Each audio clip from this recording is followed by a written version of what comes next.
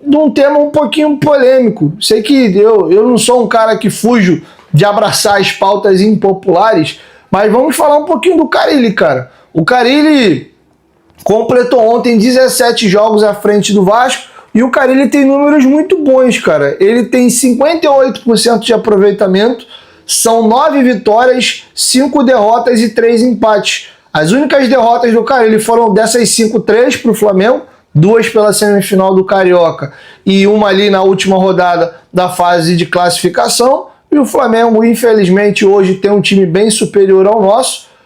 Então, é um resultado dolorido. É ruim falar isso, mas é um resultado previsível. Teve uma outra derrota para o Fluminense. O Vasco saiu na frente e acabou tomando a virada. E esse período ele ainda estava sem os pontas, né?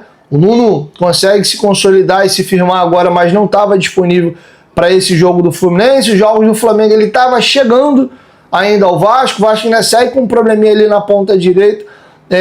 E teve uma derrota aí para o Corinthians no Brasileiro. Derrota essa que fez muito barulho pela escalação dele, né? Ele levou 8 reservas para começar o jogo.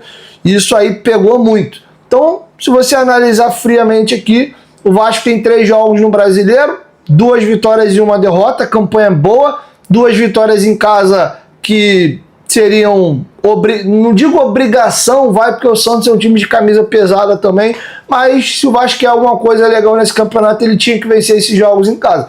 E a derrota para o Corinthians, o problema foi a forma, né? O placar, a escalação, mas se fosse o time principal do Vasco, era possível que o Vasco voltasse de lá com a derrota do mesmo jeito.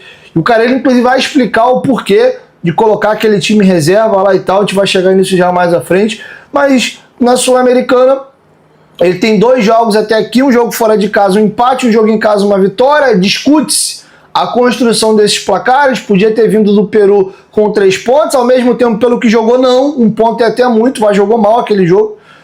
E o jogo de São Januário fez a obrigação que era vencer, mas discute-se o como, né? O Vasco perdeu muitas oportunidades e acabou dando um sustinho no final ali, mas era jogo para 3, 4, o Vasco teve muito volume. Então ele divide a liderança ali do grupo dele na Sul-Americana, tá aí momentaneamente na 4ª colocação, pode no máximo terminar essa rodada em 6º do Brasileiro com 3 rodadas, e foi eliminado pro Flamengo no Campeonato Carioca. O Vasco tá entregando até aqui, até o dia 13 de abril, algo condizente com o seu elenco.